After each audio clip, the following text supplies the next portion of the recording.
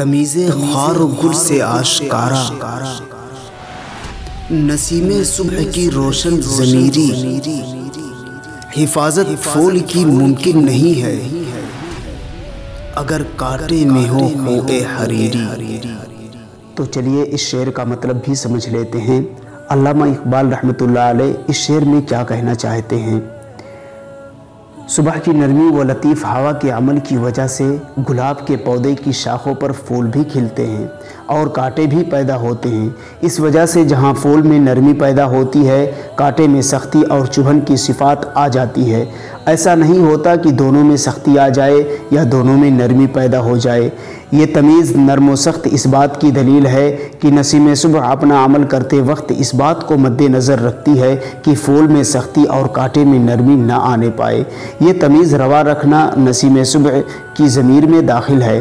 ضمیر تو ایک بے شعور شے ہے، اس میں تمیز روا رکھنے کی یہ صلاحیت اس کے خالق یعنی خدا نے رکھی ہوئی ہے۔ نسیم صبح کے معنی ہیں صبح کے وقت کی ٹھنڈی ہوا۔ جس طرح اللہ تعالیٰ نے سورج میں تپش اور چاند میں ٹھنڈک رکھی ہوئی ہے، اسی طرح وہ نسیم صبح کے عمل سے پھول میں نرمی اور کانٹے میں سختی پیدا کراتا ہے۔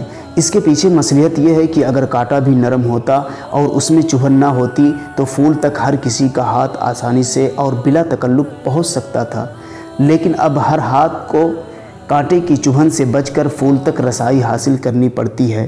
اس مثال سے علامہ رحمۃ اللہ علیہ یہ بتانا چاہتے ہیں کہ اللہ تعالیٰ نے مرد اور عورت کے جو دو الگ الگ طبقات پیدا کیے ہیں، ان میں اس نے عورت کو پھول کی طرح نرم و نازک بنایا ہے اور مرد کو سخت، عورت کو عصمت و عفت پاک دامنی کا پیکر اور مرد کو قوت اور جوانمردی کا مجسمہ بنایا ہے۔ اس تمیز کے بنا پر زندگی میں دونوں کے دائرہ ہائے کار الگ الگ رکھے ہیں۔